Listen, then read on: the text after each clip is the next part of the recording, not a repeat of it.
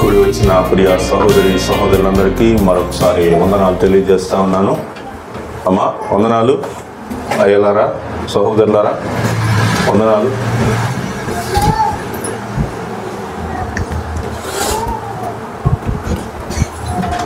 మంచిది. ఈ సమయంలో మనము దేవుని యొక్క వాక్యాన్ని ధ్యానం చేసుకున్నాం. నేను ఉదయం ప్రార్థన చేస్తూ ఉన్నప్పుడు ఈ ఆదివారం ఏమి వాక్యం ధ్యానం చేయాలి సంఘంలో అని ఆలోచిస్తున్నప్పుడు, ప్రభువా ఈరోజు వాక్యం ఏం బోధించాలి అని ప్రార్థిస్తూ ఉంటే దేవుడు ఒక తలంపు పుట్టించాడు మనసులో. ఆ తలంపు ఏంటంటే, బలహీనతల నుండి విడుదల కొరకు సామర్థ్యము అనుగ్రహింపగల దేవుడు. బలహీనతల నుంచి విడుదల అనేటువంటిది మనకి అవసరమని దేవుడు తన యొక్క చిత్తాన్ని, తన యొక్క వాక్యాన్ని బయలుపరిచినట్లుగా నేను నమ్ముతా ఉన్నాను. దానికి దేవుడే సామర్థ్యాన్ని దయచేస్తాడు, మనిషి కాదు. దేవుడి పనికి మనిషి సామర్థ్యం దయచేయలేడు, మనిషి వల్ల కాదు. ఒక వాక్య ధ్యానంతో మన యొక్క వాక్యాన్ని ప్రారంభిద్దాం. లూకా సువార్త 5వ అధ్యాయం నుంచి ఈ యొక్క వాక్య ధ్యానాన్ని మనము ప్రారంభిద్దాం. లూకా సువార్త 5వ అధ్యాయం. జన సమూహము దేవుని వాక్యము వినుచు ఆయన మీద పడుచుండగా, ఆయన గెన్నేసరేతు సముద్ర తీరమున నిలిచి ఆ సరస్సు తీరమునున్న 2 దోణెలను చూచెను. జాలర్లు వాటిలో నుండి దిగి తమ వలలు కడుగుచుండిరి. ఆయన ఆ దోణెలో సీమోనుదైన ఒక దోణె ఎక్కి దరి నుండి కొంచెము త్రోయమని అతన్ని అడిగి కూర్చుండి దోణెలో నుండి జనసమూహములకు బోధించుచుండెను. ఆయన బోధించుట చాలించిన తర్వాత, నీవు దోణెను లోతునకు నడిపించి చేపలు పట్టుటకు మీ వలలు వేయుడని సీమోనుతో చెప్పగా, సీమోను, ఏలినవాడా, రాత్రి అంతయు మేము ప్రయాసపడితిమి గాని మాకేమీ దొరకలేదు. ఇక్కడ వరకు మనం ఆలోచించినప్పుడు ఏం కనిపిస్తా ఉందంటే, సొంత ప్రయాస. ఇదంతా ఏంటి చెప్పండి? సొంత ప్రయాస. వాళ్ళు సొంతగా రాత్రంతా ప్రయాసపడ్డారు. వాళ్ళు ఏమంటున్నారు? రాత్రంతయు మేము ప్రయాసపడితిమి కానీ మాకేమీ దొరకలేదు. మన జీవితాల్లో మనము సొంత ప్రయత్నాల్లో అనేక సార్లు నిమగ్నం అవుతూ ఉంటాం. సొంత ఆలోచనలు, సొంత ప్రయత్నాలు, సొంత విషయాలు, ఈ విధంగా మనం చేస్తూ వాటిలో ఏమవుతుంటామంటే విఫలమవుతూ ఉంటాం. బాగా నేర్పు కలిగినటువంటి మాటలు, నేర్పు కలిగినటువంటి పని, ఈ పనిని నేను బాగా చేయగలను అనేటువంటి వారు సహితము కూడా, అలాంటి వారు కూడా అనేక సార్లు విఫలమవుతూ ఉంటారు. కాబట్టి ఇక్కడ ప్రభువారు ఏం చెప్పారు అంటే, ఆయనను నీ మాట చొప్పున వలలు వేతునని ఆయనతో చెప్పాను. వారు అలాగు చేసి విస్తారముగా చేపలు పట్టిరి.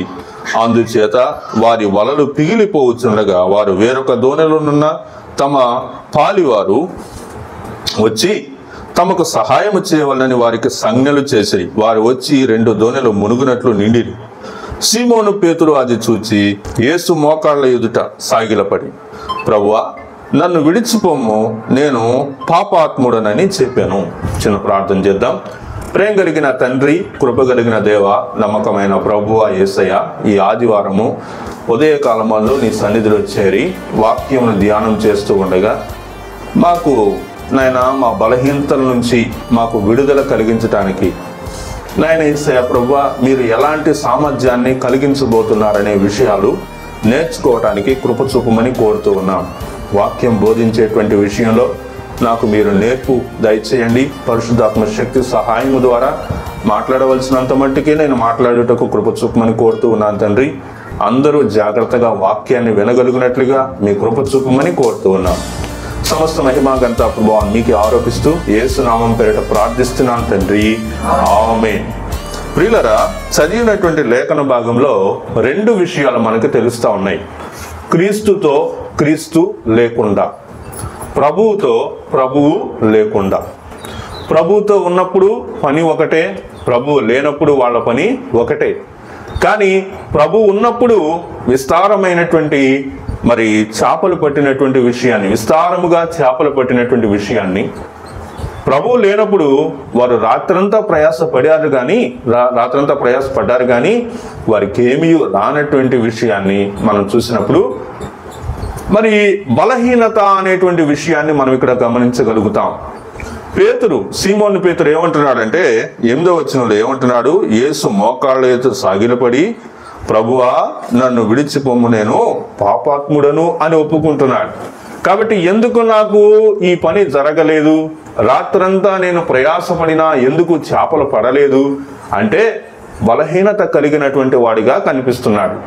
ఏంటా బలహీనత? పాపాత్ముడను అంటున్నాడు. ఏమంటున్నాడు? పాపాత్ముడను అని చెప్పేటువంటి ఒక బలహీనత కలిగినటువంటి వానిగా మనం ఇక్కడ చూస్తా ఉన్నాం. ప్రియులరా, మరి సీమోను పేతురు లేదా జాలర్లుగా ఉన్నటువంటి వారు అంతకు ముందు ఎప్పుడు చేపలు పట్టలేదా? వాళ్ళు ఎప్పుడు చేపలు పట్టారు, పడుతూనే ఉన్నారు. వాళ్ళ వృత్తి అదే, వాళ్ళ పని అదే. వాళ్ళకి చేపలు ఇంతకుముందు పండి, కానీ ఆ దినాలలో లేకపోతే ఆ రాత్రి, ప్రభువారు రాకముందు రాత్రి వాళ్ళు చాలా ప్రయాసపడ్డారు కానీ వాళ్ళకేమీ దొరకలేదు. ఎప్పుడైతే ప్రభువు చెప్పినటువంటి మాట, అయినా నీ మాట చొప్పున చేస్తాను అని ఎప్పుడైతే చెప్పాడో, అయినా నీ మాట చొప్పున చేస్తాను, నీ మాటను బట్టి అనే విషయాన్ని మనం అర్థం చేసుకుంటున్నాం. నీ మాటను బట్టి అని చెప్పినప్పుడు ఆ మాటను బట్టి ఆ జాలర్లు మరి సీమోను పేతురు వల వేసినప్పుడు విస్తారంగా వాళ్ళు పట్టారు. విస్తారంగా పట్టారంటే ఎలా పట్టారు అంటే ఇంతకు ముందు ఎప్పుడు కూడా అలాంటి చేపలు పట్టలేదు. అంత పెద్ద చేపలు, 2 దోణెలు మునిగి అంత విస్తారంగా వాళ్ళు చేపలు పట్టారు అనే విషయాన్ని గమనిస్తా ఉన్నాం. మన జీవితాల్లో మనకి జరిగేటువంటి విషయాలు లేదా నువ్వు సాధించాలనుకున్నటువంటిది, నువ్వు చెయ్యాలనుకున్నటువంటిది, ప్రాముఖ్యంగా మనము దైవికమైనటువంటి విషయాల్లో నుంచి మనం ఆలోచిస్తే, ఆత్మీయమైనటువంటి విషయాల కొరకు మనం ఆలోచిస్తే, సంఘంలో నీకు ఇవ్వబడినటువంటి పని గురించి ఆలోచిస్తే, దేవుని యొక్క పరిచర్యలో నువ్వు చేస్తున్నటువంటి విషయాల గురించి ఆలోచిస్తే, దేవుడు లేకుండా కూడా నువ్వు చేయగలవు, దేవుడి తోటి నువ్వు చేయగలవు కదా. దేవునితో నువ్వు చేస్తే ఎంత విస్తారంగా ఆ పని జరుగుతుందో, దేవుని సహాయం లేకుండా నీ సొంతగా నువ్వు చేస్తే దాని యొక్క పరిస్థితి ఫలము లేనటువంటి స్థితిగాను, ఉపయోగపడనటువంటి స్థితిగాను, కేవలం వృధా ప్రయాసగానే మిగిలిపోతుంది. కాబట్టి ఈ దినము ఆ బలహీనత నుంచి మనం విడుదల పొందటానికి కావలసినటువంటి సామర్థ్యాన్ని దేవుడు మనకు దయచేస్తాడు అనేటువంటి దానికి ఒక చిన్న ఉదాహరణగా మనం ఈ యొక్క వాక్యాన్ని చూస్తా ఉన్నాం. కాబట్టి ప్రియులరా, బలహీనతల వలన చేపలు పట్టలేకపోయారనుకుంటే, విడుదల వలన వాళ్ళు చేపలు పట్టగలిగారు. బలహీనత చేపలు పట్టకుండా చేస్తే, విడుదల ఏం చేసింది? చేపలు పట్టేటట్టుగా చేసింది. కాబట్టి దానికి సామర్థ్యం కలుగజేసినటువంటి వారెవరు? దేవుడే సామర్థ్యాన్ని కలుగజేశాడు. ఆ సామర్థ్యాన్ని కలుగజేసింది ప్రభువే అనే విషయాన్ని మనము గమనిస్తా ఉన్నాం. ఇప్పుడు రెండో విషయము, విశ్వాసంలో ఉన్నటువంటి బలహీనతను కనుగొనుట, లేదా మీరు మీ బలహీనతలను మీరు కనుగొనుట అనేటువంటిది చాలా ముఖ్యమైనటువంటి విషయం. మనల్ని మనం ఎప్పుడు మోసం చేసుకోకూడదు. నేను బాగానే ఉన్నాను కదా, విశ్వాసంలో స్థిరంగానే ఉన్నాను కదా అని మనల్ని మనం అనుకోకూడదు. ప్రతి ఒక్కళ్ళకి ఏదో ఒక సమస్య ఉంటుంది, ప్రతి ఒక్కరు ఏదో ఒక బలహీనతలో ఉంటారు. కాబట్టి మన బలహీనతల గురించి మనము ఆలోచించుకోవాలి. మనం ఈ విషయంలో కూడా పేతురునే మనం సాదృశ్యంగా తీసుకుందాం. ఎవరిని? పేతురునే సాదృశ్యంగా తీసుకుందాం. మత్తయి సువార్త 14వ అధ్యాయము 30వ వచనంలో నుంచి మనం చూసినప్పుడు, గాలిని చూచి భయపడి మునిగిపోసాగి, ప్రభువా నన్ను రక్షించమని కేకలు వేశాను. వెంటనే యేసు చెయ్యి చాపి అతన్ని పట్టుకొని, అల్పవిశ్వాసి, ఎందుకు సందేహపడితివని అతనితో చెప్పాను. మన యొక్క బలహీనత ఏంటంటే అల్ప విశ్వాసం. మన యొక్క జీవితంలో మనం ఎందుకని విడుదల పొందలేకపోతున్నాం, ఎందుకని మనం బలహీనతలలోనే ఉంటున్నాము అంటే ఎందుకని చెప్పండి? మన యొక్క విశ్వాసం ఎలాంటి విశ్వాసం అండి? అల్ప విశ్వాసం. అల్ప విశ్వాసం కనుక ఆ బలహీనతల నుంచి మనం విడుదల పొందలేకపోతా ఉన్నాం. కాబట్టి ఒక విశ్వాసిగా, ఒక క్రైస్తవుడిగా నిన్ను నువ్వు ప్రశ్నించుకొని నీ విశ్వాసం యొక్క స్థిరత్వం ఏంటో మీరు గమనించగలిగితే బాగుంటుంది. అల్ప విశ్వాసం, పేతురు ఏం చేశాడంటే అల్ప విశ్వాసం అనేటువంటిది కలిగి ఉండటం వలన అల్ప విశ్వాసం ఏం చేసిందంటే భయాన్ని కలిగించింది. పేతురుకి ఏం కలిగించింది? భయం కలిగించింది. దేనివల్ల? అల్ప విశ్వాసం వల్ల. దేవుని మీద విశ్వాసం స్థిరంగా లేనటువంటి కారణం చేత పేతురుకి ఏమైందండి? అల్ప విశ్వాసం అనేటువంటిది వచ్చింది. మార్కు సువార్త 4వ అధ్యాయము 37వ వచన భాగం నుంచి చదువుదాం. అప్పుడు పెద్ద తుఫాను రేగి ఆయన ఉన్న దోణి మీద అలలు కొట్టినందున దోణి నిండిపోయెను. ఆయన దోణి అమరమున తలగడ మీద తలవాల్చుకొని నిద్రించుచుండెను. ఇక్కడ కూడా యేసు ప్రభు వారు ఆ యొక్క దోణి అమరమున ఆయన నిద్రపోతూ ఉన్నాడు. నీళ్ళన్నీ కూడా దోణిలోకి వచ్చేస్తా ఉన్నాయి. ఆ సమయంలో వారు ఆయనను లేపి, బోధకుడా, మేము నశించిపోవచ్చున్నాము, నీకు చింత లేదా అని ఆయనతో అనిరి. అందుకు ఆయన లేచి గాలిని గద్దించి నిశ్శబ్దమై ఊరకు ఉండుమని సముద్రంతో చెప్పగా గాలి అణిగి మిక్కిలి నిమ్మడమాయను. అప్పుడు ఆయన, మీరెందుకు భయపడుతున్నారు? మీరింకనూ నమ్మిక లేక ఉన్నారా అని వారితో చెప్పాను. వారు మిక్కిలి భయపడి, ఈయన ఎవరో, గాలియు సముద్రమును ఈయన మాటకు లోబడుచున్నవని ఒకరితో ఒకడు చెప్పుకొండ్రి. కాబట్టి ఇక్కడ రెండో విషయం ఏంటంటే భయము. ఏం చెప్పండి? భయము. ఒక క్రైస్తవుడిగా నేను ఎందుకు బలహీనతలో ఉన్నాను అంటే మొదటిది ఏంటంటే అల్ప విశ్వాసం. రెండోది ఏం చెప్పండి? భయం. ఏదైనా భయం.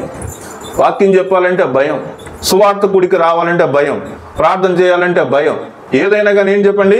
భయం అన్నమాట. భయం. కాబట్టి ఆ భయం అనేటువంటి బలహీనత వలన మనం ఇంకా ఆ వెనుకబడినటువంటి వారిగానే మరి ఉంటూ ఉన్నాం. సామర్థ్యం లేకపోవటం వలన మనం ఇంకా బలహీనతల్లోనే ఉంటూ ఉన్నాం.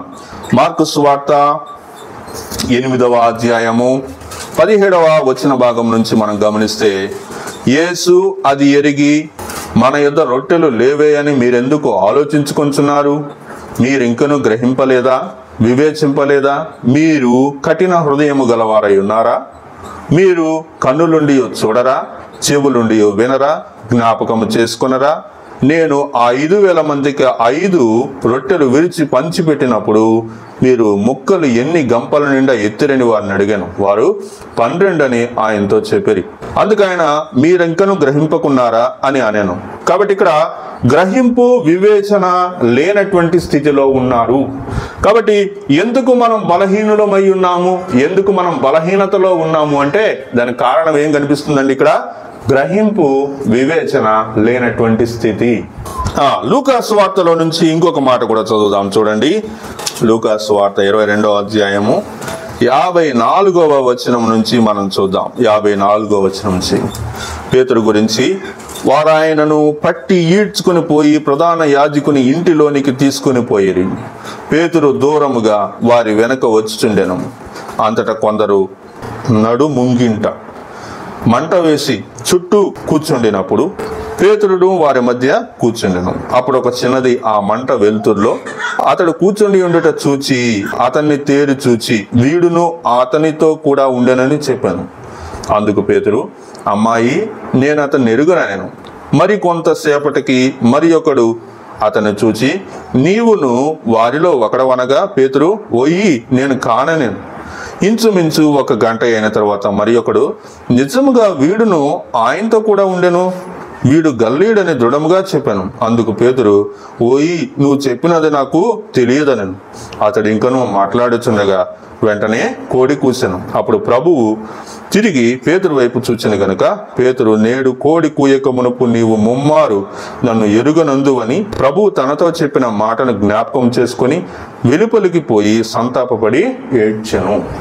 పిల్లరా, చదివినటువంటి ఈ మాటలో, ఈ వచనాల్లో మనకేమర్థమవుతుందంటే జరగబోయే విషయాలను బట్టి ఆందోళన, ముఖ్యంగా మనం ఇక్కడ పేతురు జీవితంలో నుంచి చూసినప్పుడు ఏం జరగబోతుంది? ప్రభువుని ఏం చేయబోతున్నారు? ప్రభువుని శిక్షిస్తారా, చంపుతారా, సిలువ వేస్తారా? మరి ఏం చేస్తారు? ప్రభువును మాత్రమే చేస్తారా? ఆయనతో పాటే కదా ఈ శిష్యులుగా మేమందరం కూడా ఉన్నాము. మమ్మల్ని కూడా వెతికి పట్టుకొని మమ్మల్ని కూడా ప్రభువుతో పాటే హింసిస్తారా? ఏం చేస్తారు అనేటువంటి ఒక ఆందోళన, సందిగ్ధత పేతురికి ఉంది గనక పేతురు మరి భయపడిపోయినటువంటి వానిగా మనం చూస్తా ఉన్నాం. ఆ పరిస్థితిలో 3 సార్లు కూడా పేతురు బొంకినటువంటి వానిగా, ప్రభు ఎవరో నాకు తెలియదు అని 3 సార్లు చెప్పినటువంటి విషయాన్ని మనం చూస్తా ఉన్నాం. కాబట్టి విశ్వాసంలో ఉండేటువంటి బలహీనత ఏంటి? మనలో ఉండేటువంటి బలహీనతలు ఏంటి అంటే అల్ప విశ్వాసం, భయం, గ్రహింపు వివేచన లేనటువంటి స్థితిగతులు, జరగబోయే విషయాలను బట్టి భయము అనేటువంటి కొన్ని ప్రాముఖ్యమైన విషయాలను మాత్రమే నేను మీకు చెప్తూ ఉన్నాను. ఇవి కాకుండా ఇంకా చాలా బలహీనతలు విశ్వాసికి ఉండొచ్చు. కాబట్టి ప్రియులరా, మొదట మనం సంపూర్ణులం అవ్వాలి అంటే, మన యొక్క బలహీనతల నుంచి విడుదల పొందాలి అంటే మొదట మన యొక్క బలహీనతలు ఏంటో మనం గ్రహించాలి. బలహీనత తెలియకుండానే మనం మందు అనేటువంటిది పొందలేం కదా. వ్యాధి అనేటువంటిది ఏంటో తెలియకుండా మందు అనేటువంటిది మనకి ఎలా ఉపయోగపడుతుంది? కాబట్టి మనకు మందు కావాలంటే ముందు ఏం కావాలి? రోగం ఏంటో తెలియాలి. రోగం ఏంటో తెలిస్తే ఏ మందు వాడాలో దానికి అది మనం వాడతాం అన్నమాట. కాబట్టి ప్రియులరా, మొదట ఒక విశ్వాసిగా నేను విడుదల పొందలేకపోతున్నాను, ఇంకా నేను బలహీనతల్లోనే ఉన్నాను అంటే దానికి కారణం ఏంటి? మనకున్నటువంటి అల్ప విశ్వాసం, భయము, గ్రహింపు వివేచన లేనటువంటి స్థితిగతులు, జరగబోయే విషయాలను బట్టి ఆందోళన, ఇంకా అనేకమైనటువంటి విషయాలు మనకి తెలుస్తా ఉన్నాయి. కాబట్టి బలహీనత అనేటువంటి విషయాన్ని చూద్దాం. ఇప్పుడు 3వ విషయం ఏం చూడబోతున్నాం? బలహీనత. అసలు బలహీనత అనేటువంటిది ఏంటి? ఒకవేళ ఈ బలహీనత అనేటువంటి విషయం దగ్గరకు వచ్చినప్పుడు దేవుడు మనకు ఏ విధంగా సహాయం చేయబోతాడు అనే విషయాలను కూడా మనము చూద్దాం. మొదట మనకున్నటువంటి బలహీనతల్లో ఏమేం బలహీనతలు మనకున్నాయి అంటే ఆత్మీయమైనటువంటి బలహీనత. ఏం బలహీనత ఉందమ్మా మనకి? ఆత్మీయమైనటువంటి బలహీనత.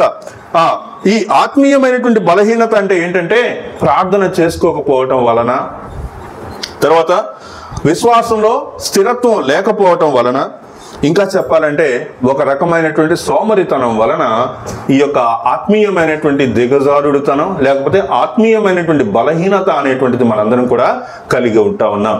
ఒకసారి మీ యొక్క వ్యక్తిగత జీవితంలో మీ యొక్క మీరు ఆత్మీయంగా ఎంత బలవంతులై ఉన్నారో మిమ్మల్ని మీరు ప్రశ్నించుకోండి. ఆత్మీయమైనటువంటి బలహీనత అంటే నేను కొన్ని విషయాలు చెప్పా. వాక్యం చదువుకోకపోవటం, ప్రార్థన చేసుకోకపోవటం, సహవాసం కలిగి లేకపోవటం. ఇంకా అపోస్తల కార్యములు 2:42 వచ్చిన ప్రకారం అయితే ఇంకొక విషయం కూడా మనం చెప్పాలి. ఏంటది? బోధ, సహవాసం, ప్రార్థన, రొట్టె విరుచుట.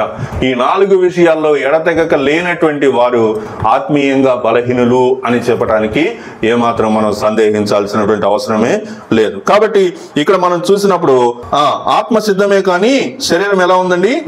బలహీనం. మత్తయి సువార్తలో ఉంటుంది చూడండి ఒకసారి ఆ మాట. మత్తయి సువార్త 26వ అధ్యాయము 41వ వచ్చిన భాగం చూసినప్పుడు, మీరు శోధనలో ప్రవేశించకుండానట్లు మెలకుగా ఉండి ప్రార్థన చేయుడి, ఆత్మసిద్ధమే కానీ శరీరము బలహీనమని పేతురుతో చెప్పి. కాబట్టి ఆత్మసిద్ధమే, ప్రభు పనిచేయాలని మనందరం కూడా చాలా వేగంగా పనిచేయాలని ఎంతో ఆసక్తి కనపరిచేటువంటి వాళ్ళమే. కాకపోతే సమస్య ఎక్కడుందండి? సమస్య ఎక్కడుంది? శరీరంలో ఉంది. శరీరం బలహీనంగా ఉంది కాబట్టి ఆత్మీయమైనటువంటి విషయాలు చేయడానికి మనం ముందుకి రాలేకపోతా ఉన్నాం. కాబట్టి ఆత్మీయ బలహీనత అనేటువంటిది మనము చూస్తా ఉన్నాం. రెండో విషయం ఏంటి అంటే మానసిక బలహీనత. రెండోది ఏం చెప్పండి? మానసికంగా బలహీనత కలిగినటువంటి వాళ్ళము. ఏంటి ఉదాహరణకి ఏమేమి చెప్పొచ్చు అంటే భయము, ఆందోళన, ధైర్యం లేనటువంటి స్థితి అన్నమాట. భయం ముందే చెప్పాను కదా, భయం అన్నమాట. దేవుని పని చేయటం అంటే భయం, దేవుని పని చేయటం అంటే భయం. కాబట్టి ఈ రోజుల్లో వాక్యం చెప్పాలన్నా, వాక్యాన్ని బోధించాలన్నా, వాక్యాన్ని కనీసం మైక్లో కాదు నీ ఇంటి పక్కన వాళ్ళకి ఎవరికైనా వాక్యం చెప్పాలన్నా ఏమవుతున్నారండి? భయపడుతున్నారు అనమాట. కాబట్టి మానసిక బలహీనత. ఏం బలహీనత అది? మానసిక బలహీనతగా మనం చెప్తా ఉన్నాం. ఒక ఉదాహరణకు ఒక వచనం చదువుదాం చూడండి. యెషయా గ్రంథము 41వ అధ్యాయము 10వ వచనంలో నుంచి మనం చూసినప్పుడు 8 నుంచే చదువుదాం. నా సేవకుడవైన ఇశ్రాయేలు, నేను ఏర్పరచుకున్న యాకోబు, నా స్నేహితుడైన యాకోబు సంతానమా, బూదిగంతముల నుండి నేను పట్టుకుని దాని కొనల నుండి పిలుచుకుని వాడా, నీవు నా దాసుడవనియు నేను నిన్ను ఉపేక్షింపక ఏర్పరచుకుంటుననియు నేను నీతో చెప్పి ఉన్నాను. నీకు తోడై ఉన్నాను. భయపడకము, నేను నీ దేవుడనై ఉన్నాను. దిగులు పడకము, నేను నిన్ను బలపరుతును. దిగులు పడాల్సిన అవసరం లేదు. మానసికమైనటువంటి ఒత్తిడి, గందరగోళం, ఆందోళన ఉంటే కూడా ఏం భయపడాల్సిన అవసరం లేదు. నిలబడి దేవుని గురించి మనము చెప్పటం అనేటువంటి విషయంలో ఏ మాత్రం తగ్గకూడదు. కాబట్టి మానసిక బలహీనత అనేటువంటిది ఉండటం వలన మనము ఆ దేవుని యొక్క కార్యాలలో విడుదల అనేటువంటిది, బలహీనత నుంచి ఎందుకని విడుదల పొందలేకపోతున్నామంటే మానసికమైనటువంటి బలహీనత మనం కలిగి ఉండటం వలన. మూడవది ఏంటంటే నైతిక బలహీనత. మూడవది ఏం చెప్పండి? పాపము నుండి, పాపాన్ని ప్రేరేపించేటువంటి భావోద్వేగాలు, అలాంటి శోధనల నుంచి బయటపడలేనటువంటి పరిస్థితి అన్నమాట. ఆ రోమిలకు రాసిన పత్రికలో నుంచి ఒక మాట చదువుదాము దాని కొరకు. రోమిలకు రాసిన పత్రిక 7వ అధ్యాయము 18-19 వచనాలు మనం చూస్తే, కావున ఇకను దాన్ని చేయనది నా యందు నివసించు పాపమే గాని నేను కాదు. నా యందు అనగా నా శరీరమును మంచిది ఏదియు నివసింపదని నేను ఎరుగుదును. మేలైనది చేయవలనను కోరిక నాకు కలుగుచున్నది గాని దాన్ని చేయుట నాకు కలుగుటలేదు. నేను చేయగోరు మేలు చేయక దాన్ని చేయగోరని కీడు చేయుచున్నాను. నేను కోరని దాన్ని చేసిన ఎడల దాన్ని చేయనది నా యందు నివసించు పాపమే గాని ఇకను నేను కాను. కాబట్టి ఇదేంటంటే మరి పాపం అనేటువంటి దానిని నా యొక్క మనసులో నుంచి నేను పోగొట్టుకోలేకపోతున్నాను. నైతిక బలహీనత అనే దానికి ఇంకొక మాట ఏం చెప్పాలంటే అనైతిక విషయం అని చెప్పొచ్చు అనమాట. అనైతిక, నీతి కానటువంటిది, నీతి లేనటువంటి విషయం నాలో ఏలుబడి చేస్తూ ఉంది. నీతి లేనటువంటి పాపాలు మన జీవితంలో ఉంటాయండి. ప్రతి ఒక్కరి జీవితంలో ఉంటాయి. అయితే ఒక్కొక్కరికి ఒక్కొక్కలాగా ఉంటాయి. కొంతమంది కళ్ళతో చేసే పాపాలు ఉంటాయి కదా. ఈ మధ్య అందరికి ఫోన్ వచ్చేసింది కాబట్టి ప్రతి ఒక్కళ్ళు దేంతో పాపం చేస్తున్నారు? కళ్ళతో పాపం చేస్తున్నారు. చూడకూడని విషయాలు చూస్తూ ఉన్నారు. వినకూడనటువంటి స్టోరీలు వింటూ ఉన్నారు. కాబట్టి ఇంకా నేను మీకు ఉదాహరించి చెప్పాల్సిన అవసరం లేదు. మీ అందరికీ తెలిసినటువంటివే కాబట్టి మరి మీరందరూ వింటున్నారని నేను అనుకుంటున్నాను. మరి వినొచ్చా వినకూడదా అనేటువంటిది నేను చెప్పకూడదు. అది నైతికమైనటువంటి విషయమా లేకపోతే నైతిక బలహీనతను గురి చేసేటువంటి విషయమా మీరే ఆలోచించుకొని దాన్ని బట్టి మీరే నిర్ణయం తీసుకోండి. ఈ విషయాల్లో బలహీనత అనేటువంటి విషయంలో చివరి విషయం ఏంటంటే శారీరక బలహీనత. ఇది మనలో కొందరికి కలిగే ఉంటాం. వయసు మీద పడుతూ ఉండగా దేవుని కోసం సేవ చేయాలనే బలమైనటువంటి దృక్పథం మనకు ఉన్నా కానీ శరీరం అందుకు సహకరించినటువంటి స్థితిగతులు ఉంటాయి. కాబట్టి ప్రియులరా, దీన్ని బట్టి మనము దేవుణ్ణి అడగవలసిన వారిగా ఉంటూ ఉన్నాం. వ్యాధులు, బాధలు, ఇలాంటి విషయాలు ఉంటాయి అన్నమాట. దాన్ని బట్టి మనం ప్రశ్నించుకోవాలి. కొరింథీయులకు రాసిన 2వ పత్రిక 12వ అధ్యాయం 9వ వచనంలో మనం చదువుతా ఉన్నాం. అందుకు నా కృప నీకు చాలును, బలహీనత యందు నాకు శక్తి పరిపూర్ణమగుచున్నదని ఆయన నాతో చెప్పెను. కాగా క్రీస్తు శక్తి నా మీద నిలిచియుండు నిమిత్తము విశేషముగా నా బలహీనత యందే బహు సంతోషముగా అతిశయపడుదును. నేనెప్పుడు బలహీనుడనో అప్పుడే బలవంతుడను గనుక క్రీస్తు నిమిత్తము నాకు కలిగిన బలహీనతలలో, నిందలలోను, ఇబ్బందులలోను, హింసలలోను, ఉపద్రవములలోను నేను సంతోషించుచున్నాను. కాబట్టి మీరు ఎప్పుడైనా నిందలలోను, ఇబ్బందులలోను, హింసలలోను, ఉపద్రవములలోను సంతోషించే వారిగా ఉన్నారా? క్రీస్తు విషయమైనటువంటి నింద గొప్ప లాభమని ఎంచుకునేటువంటి పరిస్థితి మనకు కనిపిస్తా ఉందా? ప్రియులరా, మనం ఒకవేళ అలాంటి నిందలు, ఇబ్బందులు, హింసలు మనకి ఎదురైనప్పుడు వాటిలో మనం సంతోషపడలేదంటే మనకేమున్నట్టు? శారీరక బలహీనత మనకున్నట్టు.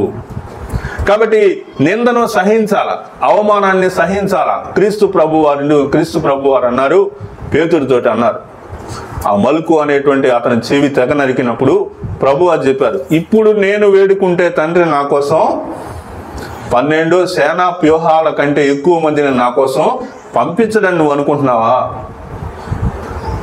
కాబట్టి దేవుని యొక్క శక్తి చాలా గొప్పది, ప్రభు శక్తి చాలా గొప్పది, కానీ ఆయన ఆ విధంగా చేయబడవలెను. కాబట్టి మనం కూడా బలహీనతల నుంచి మనం విడుదల పొందాలి అంటే వీటన్నిటిలోంచి మనం ముందుకు రావాలి, తప్పింపబడాలి. అలాంటి విషయాలు మీదకి వస్తే వాటిని బట్టి సంతోషపడాలనే వాక్యం మనకు తెలియజేస్తా ఉంది. ఇప్పుడు మనం ఏం చూడబోతున్నామంటే 4వ విషయము, బలహీనత నుండి విడుదల పొందుటకు దేవుని యొక్క సహాయాన్ని మనం చూడబోతా ఉన్నాం. మంచిదే. ఇప్పుడు వరకు మనం ఏం చూసాము? మొదట దేవునితో దేవుని లేకుండా, ప్రభువుతో ప్రభువు లేకుండా. ప్రభువుతో ఉంటే ఎలా ఉంది, ప్రభువు లేకుండా పనిచేస్తే ఎలా ఉందో మనం అర్థం చేసుకున్నాం. ఆ తర్వాత విశ్వాసంలో ఉండేటువంటి బలహీనతలు ఏంటో మనం గమనించాం. ఆ తర్వాత సాధారణంగా మనకు వచ్చేటువంటి 4 రకాలైనటువంటి బలహీనతలను చూసాం. ఆత్మీయ బలహీనత, మానసిక బలహీనత, నైతిక బలహీనత, ఆ తర్వాత శారీరక బలహీనతల గురించి మనం అర్థం చేసుకుంటా వచ్చాం. ఇప్పుడు బలహీనత నుంచి విడుదల పొందటానికి దేవుడు ఏ విధంగా సహాయం చేస్తాడు అనేటువంటి విషయాన్ని మనము ఆలోచిద్దాం. మొదటిగా మనము కొరింథీయులకు రాసిన పత్రిక 2వ కొరింథీ 12:9లోనే, అంటే ఇప్పుడు మనం చదివినటువంటి వాక్యంలో నుంచే మనం చూద్దాం. మీ బలహీనతలను కనుగొని వాటిని ఏం చేయాలంటే ప్రభువుకి అప్పగించాలి. అందుకే నేను ఎప్పుడు బలహీనుడనో అప్పుడే బలవంతుడను అనేటువంటి మాట అంటా ఉన్నాడు. కాబట్టి ప్రియులరా, మొదట మనం ఏం గమనించాలి అంటే మీ బలహీనత ఏంటో కనుగొని దాన్ని దేవునికి సమర్పించాలి, లేదా దేవునికి అప్పగించాలి. ప్రభువా, నేను అబద్ధాలు ఆడుతున్నానయ్యా. ప్రభువా, నేను ఇక్కడొక మాట చెప్తున్నాను, అక్కడొక మాట చెప్తున్నానయ్యా. ప్రభువా, నేను వాళ్ళ మీద వీళ్ళ మీద నేరస్థాపన చేస్తున్నానయ్యా. నేను ఇది ఎప్పుడు నుంచి చేస్తున్నాను? సంవత్సరాలుగా ఇది చేస్తూనే ఉన్నానయ్యా. అయితే దీన్ని నేను వదులుకోలేకపోతున్నాను ప్రభువా. ఈ పాపాలను ఏమంటారు? దురభిమాన పాపములలో పడకుండా నీ దాసుని ఆపుము అని అంటాడు. 19వ కీర్తన 12 నుంచి చదువుదాం. తన పొరపాట్లు కనుగొనగలవాడెవడు?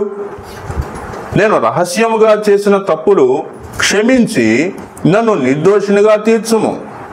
దురభిమాన పాపములో పడకుండా నీ సేవకుని ఆపుము, వాటిని నన్ను ఏలనీయకుము. అప్పుడు నేను యథార్థవంతుడనై అధిక ద్రోహం చేయకుండా నిందారహితుడనగుదును. ప్రియులరా, ఇక్కడ మనం ఏం చూస్తున్నాము? దురభిమాన పాపములు. అర్థం చేసుకుందామా? ఏం పాపం ఇది? అభిమాన పాపం. ఏం చెప్పండి? అభిమాన పాపం, వదలలేని పాపం అన్నమాట. అది పాపమే. కానీ ఇప్పుడు నువ్వేమనుకుంటున్నావంటే అది నాకు నేనుగా చేసుకుంటున్నది కాబట్టి బయట వాళ్ళతో ఎవరికి దానివల్ల వచ్చిన నష్టం ఏం లేదు, నా నుంచి బయట వేరే వాళ్ళకి నష్టం లేదు. అది నేను చేస్తున్న తప్పు. ఈ తప్పు వల్ల ఎవరికి ఇబ్బంది లేదు? 3వ వ్యక్తికి ఇబ్బంది లేదు, లేదా 2వ వ్యక్తికి కూడా ఇబ్బంది లేదు. అది నా సొంతంగా నేను చేసుకుంటున్నా, నా సంతోషం కోసం నేను చేసుకుంటున్నా. ఇలాంటివన్నీ కూడా అభిమాన పాపములు. అభిమానం అంటే నీకు ఇష్టం, ఆ పాపం చేయటం నీకు ఇష్టం. దురభిమాన పాపం అంటే ఇంకా సీరియస్గా నువ్వు ఆ పాపం చేయకుండా ఉండలేనటువంటి స్థితిలో నువ్వు ఉన్నావు. ఇంకా ఇలాంటి పాపం ఏంటి అనేది నాకు తెలియదు. ఎవరి వ్యక్తిగతంగా వాళ్ళకి అలాంటి పాపాలతోటి సంబంధం ఉంటుంది. కాబట్టి ఇక్కడ ఏమంటున్నాడంటే ఆ దురభిమాన పాపాల్లో నుంచి బయటపడితే బాగుండు అని మీరేం చేయాలా? మీ బలహీనతలను కనుగొని వాటిని ప్రభువుకి అప్పగించాలా. ఇక్కడ మనం చూస్తే అపోస్తలుడైన పౌలు చెప్తున్నటువంటి మాట మనం చూస్తే, నా యొక్క దేహంలో ఆయన ఒక ముళ్ళు ఉంచి ఉన్నాడు, అనేటువంటి మాట మనం ఇక్కడ చూస్తామన్నమాట. ముందు వచనాల్లో మనం చూస్తే, మరీ నేను హెచ్చిపోకుండా ఉండటానికి 7వ వచనంలో, నాకు కలిగిన ప్రత్యక్షతలు బహు విశేషముగా ఉన్నందున నేను అత్యధికముగా హెచ్చిపోకుండా నిమిత్తము నాకు శరీరములో ఒక ముళ్ళు నేను అత్యధికముగా హెచ్చిపోకుండా నిమిత్తము నన్ను నలుగొట్టుటకు సాతాను యొక్క దూతగా ఉంచబడెను. ఈ నేను అనుకోవటం, నేను వీటి గురించి ఏమనుకుంటానంటే రోగాలు అనుకుంటానమ్మా. రోగాలు అనేది కరెక్ట్ అయినటువంటి అర్థం కావచ్చు, అంటే సరైన మీనింగ్ అవ్వచ్చు కాకపోవచ్చు, కానీ నేనైతే మాత్రం రోగాలనే అనుకుంటా. ఎందుకంటే దేవుని కోసం నువ్వు బాగా పనిచేయాలని అనుకుంటున్నావు, కానీ నీకేం వస్తుంది? మధ్యాహ్నానికల్లా షుగర్ వస్తుంది, షుగర్ డౌన్ అవుతుంది, షుగర్ పెరుగుతుంది, బీపీ డౌన్ అవుతుంది. రాత్రంతా ప్రభు కోసం పనిచేయాలి, రాత్రంతా కూర్చొని ప్రార్థన చేయాలి, హోల్ నైట్ ప్రేయర్కి రావాలని నువ్వు ఎంతో అనుకుంటున్నావు. ప్రార్థనకు లెగుద్దాం అనేటప్పటికల్లా ఏమవుతుంది? నీకు ఒక ఇబ్బందికరమైనటువంటి పరిస్థితి వస్తుంది. కాబట్టి ఆ బలహీనత నుంచి మనం విడుదల పొందాలి. ఆ బలహీనత నుంచి మనం విడుదల పొందటానికి దేవుని దగ్గరికి రావాలి పిల్లరా. కాబట్టి మనం ఈరోజు నేర్చుకుంటున్నటువంటి విషయం, బలహీనత నుంచి విడుదల పొందటానికి దేవుని యొక్క సహాయం మనకి అవసరమై ఉన్నది. ఒక వచనాన్ని మనం చదువుదాం చూడండి. మరి ఆ బలహీనత నుంచి మనం విడుదల పొందాలి అంటే పేతురు రాసిన మొదటి పత్రిక 5వ అధ్యాయము 7వ వచనంలో మనం చూస్తే ఏమంటున్నాడండి? ఆయన మిమ్మును గూర్చి చింతించుచున్నాడు కనుక మీ చింత యావత్తు ఆయన మీద వేయుడి. కాబట్టి మీరేం చేయాలా? మీరు మీ చింత గురించి మీరు నలుగురికి చెప్పుకుంటా, మీరు ఏడ్చుకుంటా, మీరు బాధపడతా, అటు జరిగింది ఇటు జరిగిందని మీరు గందరగోళం అవ్వకూడదు. మీ చింత యావత్తు ఏం చేయాలా? దేవుని మీద వేసేయండి. మీ చింత యావత్తు ఎవరి మీద వేయాలా? దేవుని మీద వేయండి. ఎందుకు వేయాలి? ఆయన మిమ్ముని గురించి చింతించుతున్నాడు. మిత్ర గురించి దేవుడు చింతిస్తా ఉన్నాడు, మీ గురించి దేవుడు చింతిస్తా ఉన్నాడు. ఏమని చింతిస్తున్నాడు? అరే తన భారం తనే మోస్తుంది. అరే ఎందుకని తన భారం తనే మోస్తుంది? తనకు జరిగినటువంటి ఈ యొక్క విషయాల గురించి ఎందుకని తనే తన భారాన్ని మోస్తుంది? నా మీద మోపితే నేను మోస్తాను కదా, నా మీద మోపితే నేనేం చేస్తాను? నేను విడుదల దయచేస్తాను కదా అని ప్రభు అంటున్నాడు. కానీ మనం ఏం చేస్తున్నామండి? మన భారాలు ఏం చేస్తున్నాము? ప్రభు సన్నిధిలో ప్రభువుకి అప్పగించట్లా, మన భారాన్ని మనమే మోస్తున్నాం. కొన్నిసార్లు మనం ఫోన్ తీసుకొని ఏం చేస్తున్నాం? మన భారాలని ఏడభారం ఆడకి ఆడభారం ఏడకి మోసుకుంటా ఉన్నాం అనమాట. అంతే. ఏం చేస్తున్నాం? భారాలని ఫోన్లో మోసుకుంటున్నాం, దేవుడికి చెప్పట్లా. కానీ భారం మీరు మోసేటువంటి భారం అనేటువంటిది తీర్చబడాలి అంటే, ఆ భారం నుంచి మీరు విడుదల పొందాలి అంటే ఏం చేయాలా? ఆ భారాన్ని దేవుడికి చెప్పండి. మనుషులకు చెప్పే భారాన్ని దేవుడికి చెప్పండి. దేవుడు మీకు విడుదల దయచేస్తాడు. రెండవ విషయాన్ని చూద్దామా? దేవుడిచ్చినటువంటి వాగ్దానాన్ని మీరు నమ్మండి.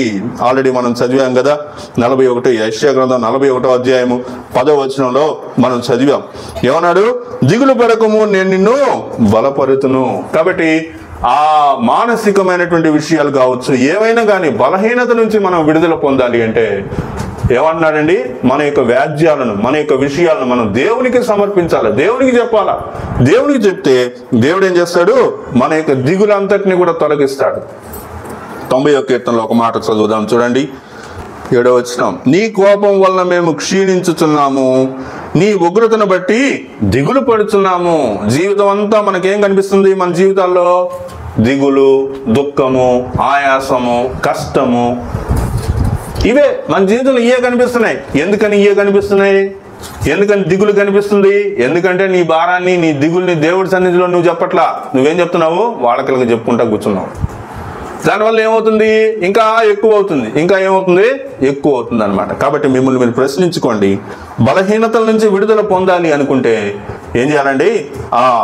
దేవుడు ఆ విడుదలకు కావలసినంత సామర్థ్యాన్ని మీకు దయచేయాలంటే మీ యొక్క భారాలు దేవునికి సమర్పించాలి అని మనం తెలుసుకుంటా ఉన్నాం. సమయం అయిపోతా ఉంది కాబట్టి మనం చూస్తా ఉన్నాం చూడండి.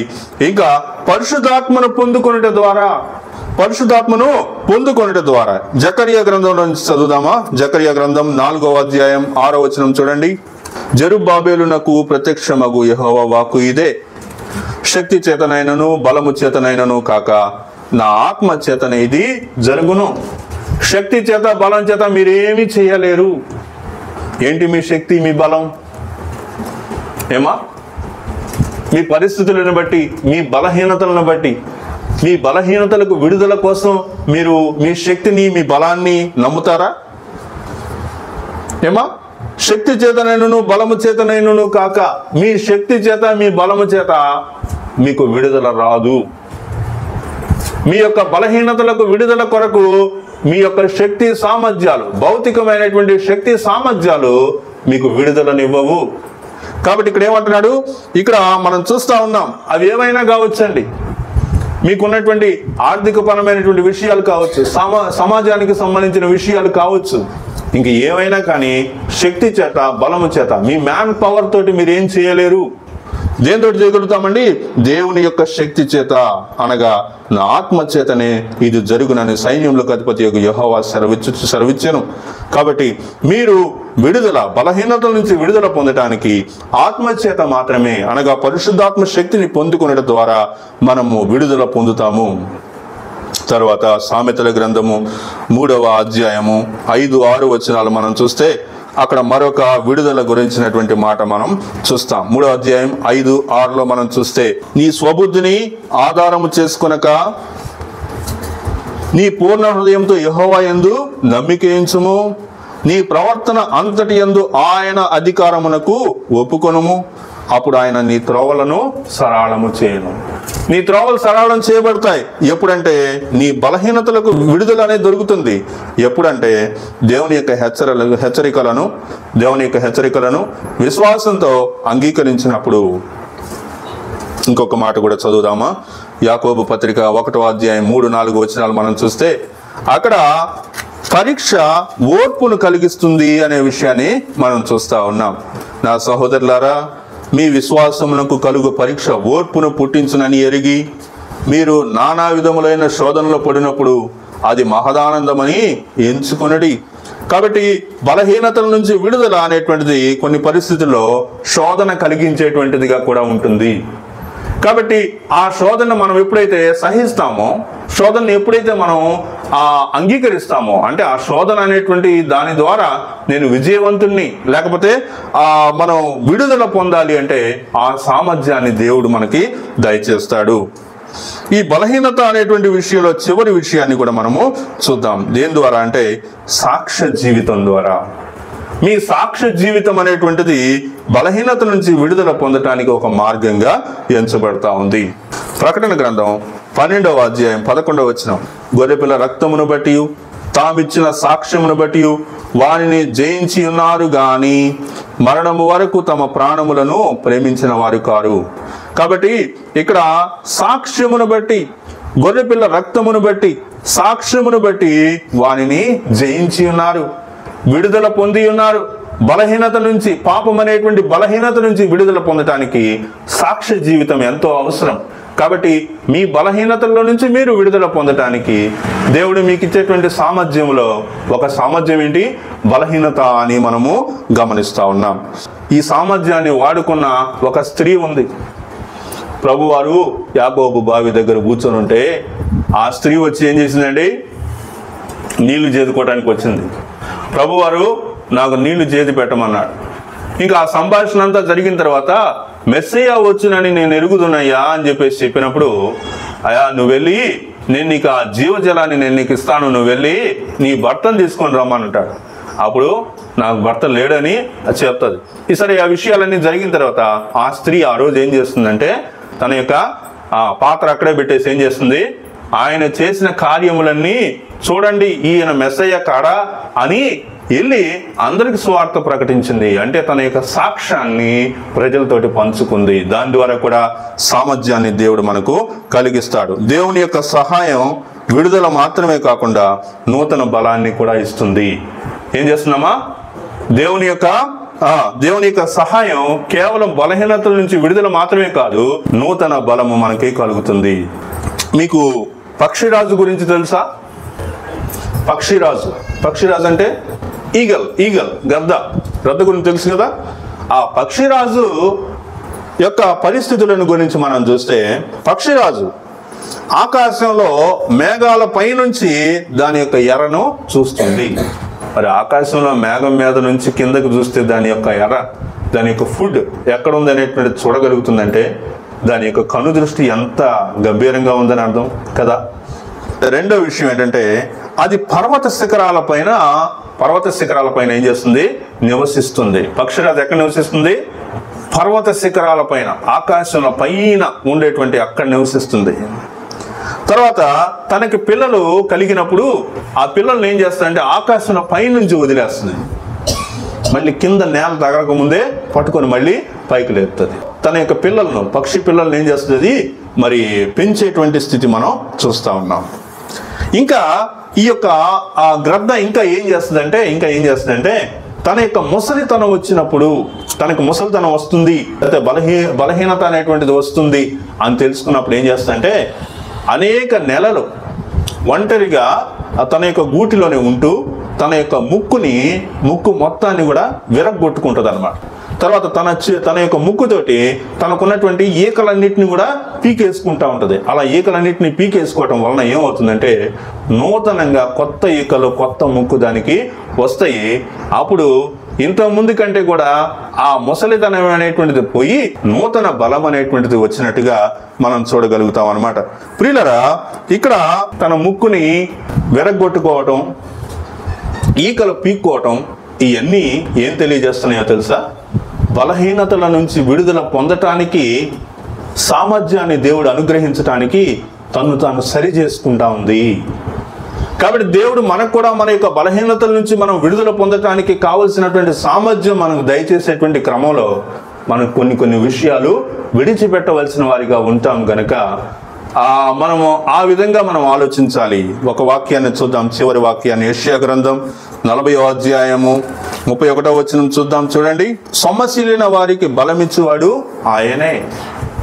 సొమ్మసిల్లినటువంటి వారమా మనం? సొమ్మసిల్లిపోయామా? బలహీనలం అయిపోయామా? అయితే దేవుడు ఏం చెప్తున్నాడు? నీకు బలమిస్తానంటున్నాడు. సొమ్మసిల్లిన వారికి బలమిచ్చువాడు ఆయనే. శక్తిహీనులకు బలాభివృద్ధి కలుగు చేయవాడు ఆయనే. నీకు శక్తి లేదా? ప్రభు పరిచర్యలో ముందుకు రాలేకపోతున్నావా? శారీరకంగా బాగా ఇబ్బందుల్లో ఉన్నావా? లేకపోతే ఆత్మీయంగా దిగజారిపోయావా? ఆలోచించుకో. శక్తిహీనులకు బలాభివృద్ధి కలుగు చేయవాడు ఆయనే. బాలురు సొమ్మసిల్లుదురు, అలయుదురు. బాలురు ఏం చేస్తారు? సొమ్మసిల్లుతారు, అలసిపోతారు. యవనస్తులు తప్పక తొట్టిల్లుదురు. కాబట్టి యవనస్తులకి, యవనరాండ్రకి తొట్టుపాటు అనేటువంటిది తప్పకుండా ఉంటది.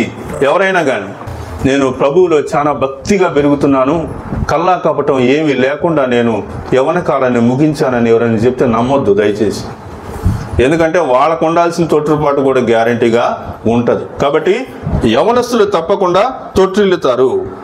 కింద ఏమంటున్నాడండి? యెహోవా కొరకు ఎదురు చూచువారు నూతన బలం పొందుదురు. ఆ గ్రద్ద ఏ విధంగా అయితే తన్ను తాను ఈకలన్నీ పీక్కొని తన ముక్కుని గోడకేసి గుద్దుకొని మరి ఆ ముక్కంతా కూడా మరి మరలా ఫ్రెష్గా వచ్చే వరకు ఏ విధంగా అయితే తను ఇది చేసుకుంటా ఉందో ఆ విధంగానే యెహోవా కొరకు ఎదురు చూచేటువంటి వారు, ఈ దినము నీవు గనక బలహీనత నుంచి విడుదల పొందాలి అంటే యెహోవా కొరకు ఎదురు చూడాలి. యెహోవా కొరకు ఎదురు చూస్తే ఆయన మీకు నూతన బలాన్ని దయచేస్తాడు. అప్పుడు ఏం చేస్తారు వారు? పక్షిరాజు వలె రెక్కలు చాపి పైకి ఎగురుదురు, అలయక పరిగెత్తుదురు, సొమ్మసిల్లక నడిచిపోదురు. ప్రభు వారు మీకు ఇవ్వబడినటువంటి పని లేదా నీ యొక్క క్రైస్తవ జీవితంలో, విశ్వాస జీవితంలో నీకున్నటువంటి పరిస్థితులన్నింటినీ నీవు గమనించినప్పుడు, ఆలోచించినప్పుడు, ఒకవేళ నీవు అలసిపోయినటువంటి స్థితిలో, బలహీనతలతోటి నువ్వు కృంగిపోయినటువంటి స్థితిలో, ఏమీ చేయలేనటువంటి స్థితిలో, ప్రభు కొరకు ఒక్కరినైనా నేను రక్షించలేకపోయానే అనేటువంటి నిరుత్సాహతలో నువ్వు ఉన్నట్లయితే యెహోవా కొరకు ఎదురు చూస్తే ఆయన ఏం చేస్తాడు? నూతన బలం ఇస్తాడు. ఇంకా మీరు వృద్ధాప్యంలో కూడా ఇంకా వారు చిగురు పెడతారనే వాక్యం ముందు చూసారా? అలాగే మీరు కూడా వృద్ధాప్యంలో ఉన్నా, వృద్ధాప్యం అని మీరు అనుకుంటున్నా, ఆ వయసులో కూడా దేవుడు మీకు గొప్ప బలాన్ని ఇస్తాడు. ఆయన కోసం మీరు గొప్పగా పనిచేసేటువంటి కృప దేవుడు మీకు దయచేస్తాడు. దేవుడు ఈ యొక్క మాటల చేత మనలను బలపరచును గాక.